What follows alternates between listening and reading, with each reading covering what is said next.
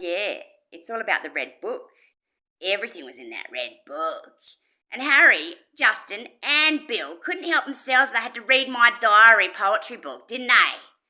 And that was all cool until they fucking discovered and deciphered the codex of that it was about their bullshit, their snuff film bullshit, their fucking sadistic ways, their pedo bear antics. Yeah, and the Peter Falconio murder. I even drew a picture of his face in the book, man, and wrote Bottle Shop Random. Because apparently Dustbin was at Barrow Creek on horseback with his brother, Slim, Michael, at the time. And the fuckwit was telling me, he even told me that McCulta Mineshafts is the ideal place to dump a body. You fucking cooked, cunt. Anyway, when I'm in the fucking Glenside, I'm reading all this shit going, oh my God, this is the real thing. This story's amazing. It's going to change the world. It's 13 years in the making, though. It's given us time to get things together and that. But yeah, after they read the stuff about them, mate, they wanted me dead. They had to get me rid of me. Because Harry was trying to get me and Linny together when she was 15. He said, some people when they turn a certain age, they want to experience things. And I'm like, dude, fucking, well, I didn't know because I didn't know her age or fucking what. But then I found out her age and I'm like, you're a fucking sick cunt. Wanted to film her, I guess. Fucking sickos.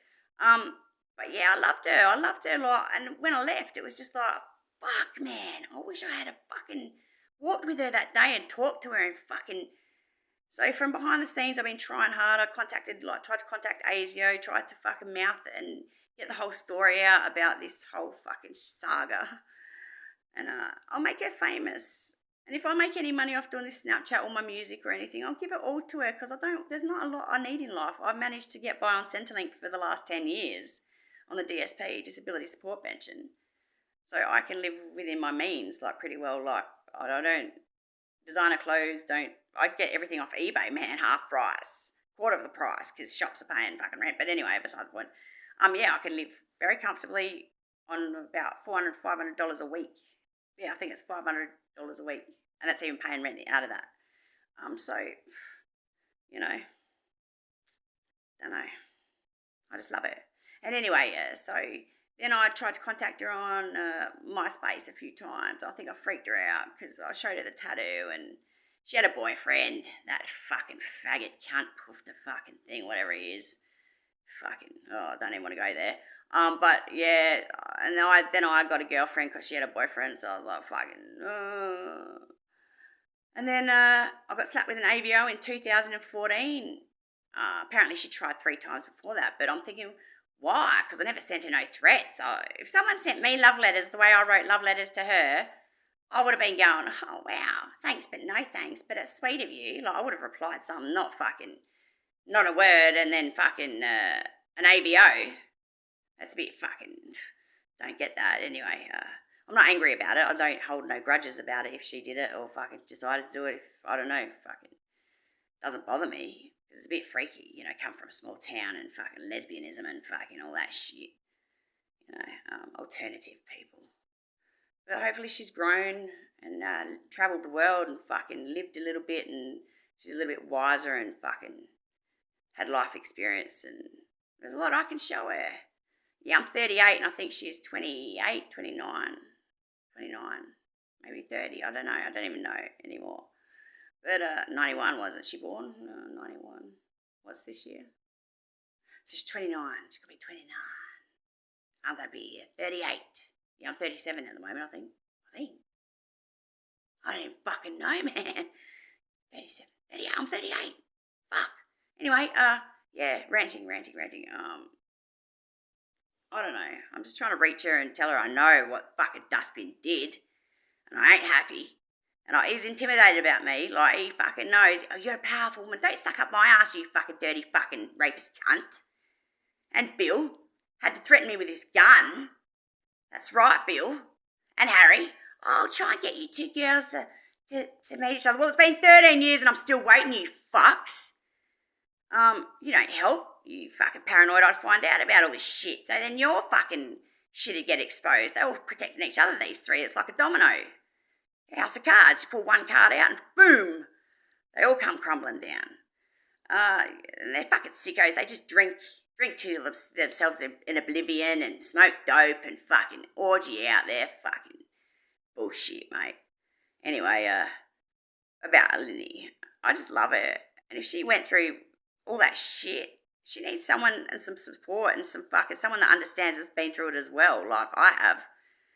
Don't worry, Linny, it's happened to me as well plenty of times, eh? And you remember shit, and then sometimes I even get physical pain down there, man. It's fucked. I'll be sitting there and it's just like, just fucking remember shit. It's like post-traumatic stress, and yeah. So I can be a serious cunt too. I can be truthful, honest, and serious. And just, she means a lot to me anyway. Like, I don't know, she changed me too. When I was mean to her, she made me think about how I treated people and stuff. And I don't know. I'm sorry, Linny. I'm sorry for being a bitch that day, eh? I'm sorry for embarrassing you about your dad and that, but fucking needs to be said, sweetheart. Like, fucking, bitches about your mum down the shower, Maureen this, Maureen that. Well, I meet Maureen and Maureen's fine to me. She's quite nice to me. She looked at me one night, she took her glasses down, she's like, oh, you're a nice rooster. I'm like, yeah, I love your daughter. I'd do anything for your daughter. I'd fucking take a bullet. I'd stand here in front of a fucking loaded gun for her, and I'd do that. I'd sacrifice my life so that she could fucking live.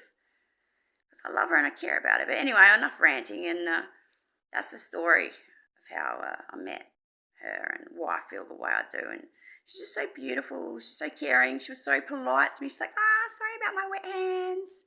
I'm like, I'm the only one that says that because I always get sweaty hands. And she was just so similar. I don't know. And just I stared into her eyes and it was like the world shifted beneath my feet, man. Like, I was like, wow. It's just eye contact. And her eyes dilated. I don't know if mine did, but hers went big. And it was like, wow.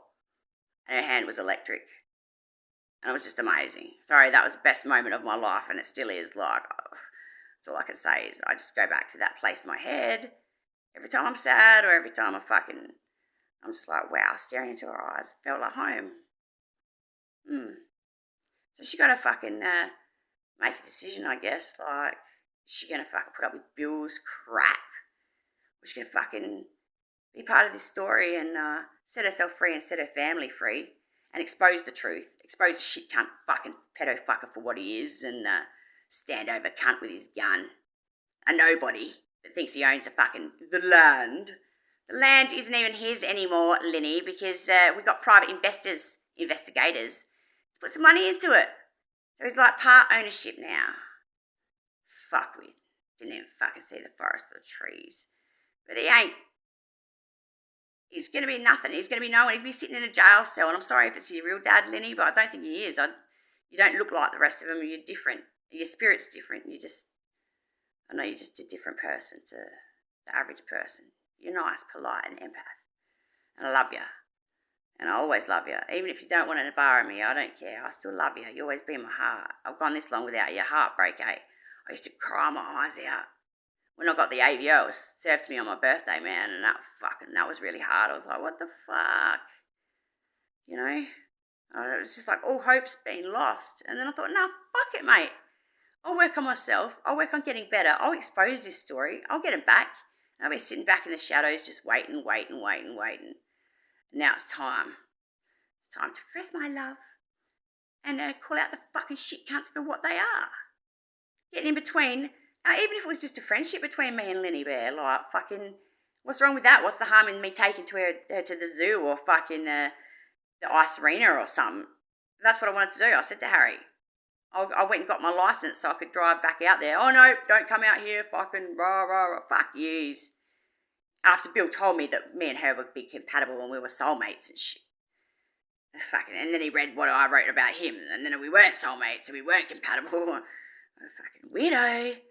Anyway, I know she's my soulmate, my twin flame, and even if we're not together in this life, at least I'll see her in the afterlife. But there's not going to be an afterlife because we're going to get together and we're going to live forever and we're going to have cats and dogs and animals, and we'll find a way. There's going to be a better way, and we'll be comfortable. We'll be living comfortable, Lenny, like dream home type stuff. But we don't want a mansion. We just want like a little cottage, like that little one that we went to. We both climbed through the window, apparently. Eamon's cottage. Yeah, something like that. An earthship. I'd be happy with something like that. on a little bit, like just a little bit out of town or something, and with a jam room, and I'll do it all, and then you'll be like, oh, we can live our dreams after all. But you got to know what you want in life as well. Everyone thinks they want a fucking $1 million and a Ferrari and a fucking mansion in the sky and a fucking trapper keeper and a fucking. That doesn't make you happy. And even if there's a reward for this Peter Falconio shit and we get offered a lot of money for my YouTube and all this stuff, I don't want to take it. I'm going to donate it to the Smith Family Trust, or like build houses for homeless, put it into a trust or a legacy, and build houses for homeless and vulnerable people, and offer counselling and jam rooms, and I'll just put it all into helping people, the community. Because what am I going to do with $1 million? It's just going to sit in the bank account collecting fucking interest. But then what? Can't spend it all at once. Can't live in fucking 3 houses at once, can you? Nah. So, anyway, that's ranting. I've gone on for 11 minutes now. That's a record. Hope you listen to that all. I'm going to go around to my mates now and have a bit more crickle crackle, and I'll be back in about half an hour or something. All right, I love yous. Well, I love you, Linny. This is all I'm doing for you. And my nieces, Ketty and Savan, they're pretty cool. Little kids, little tigers. All right, I love you, Linny, more than you ever know.